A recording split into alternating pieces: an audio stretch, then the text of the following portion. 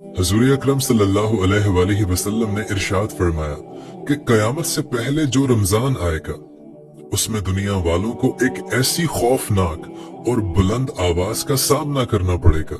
कि दुनिया का हर इंसान उस आवाज से डर जाएगा और हर कोई सोचने पर यह मजबूर हो जाएगा कि ये किस तरह की आवाज है, ये किसकी आवाज है। लेकिन किसी को भी उस आवाज के बारे में कुछ खबर ना होगी कि ये आवाज कहाँ से आई है। और फिर नबी करीम सल्लल्लाहु अलैहि वसल्लम ने इरशाद फरमाया कि जिस साल रमजान में ये दर्दनाक आवाज सुनाई दे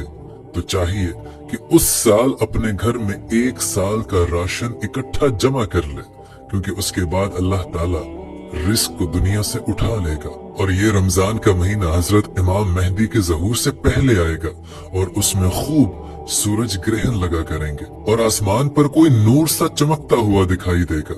और मुल्क शाम में मुसलमानों पर जुल्म सितम आम हो जाएगा। और जब नबी पाक सल्लल्लाहु अलैहि वसल्लम ये तमाम बातें अपने सहाबा इकराम को बता रहे थे तो सहाबा इकराम ने दरियाफ्त करना चाहा कि या रसूल अल्लाह, रमजान में जो दर्दनाक आवाज उठेगी वो रमजान के किस अशरे में आएगी, पहले अशरे में, दूसरे अशरे में या फिर तीसरे अशरे में। तो हमारे नबी करीम सल्लल्लाहु अलैहि वसल्लम ने इरशाद फरमाया कि वो दर्दनाक आवाज रमजान के दूसरे अशरे में सुनाई देगी। और आप इरशाद फरमाने लगे कि वो आवाज इतनी जोरदार होगी कि बहुत सारे लोगों की समातें चली जाएंगी,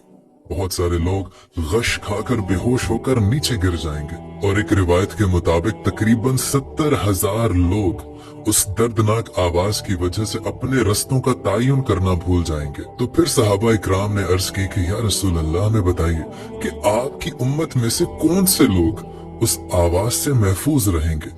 तो नबी करीम सल्लल्लाहु अलैहि वसल्लम इरशाद फरमाने लगे कि मेरी उम्मत के वो लोग जो अपने घरों में ठहरे रहेंगे और ईमान जिनमें अंदर जिंदा होगा और जो रो रो कर अल्लाह ताला से दुआ करेंगे।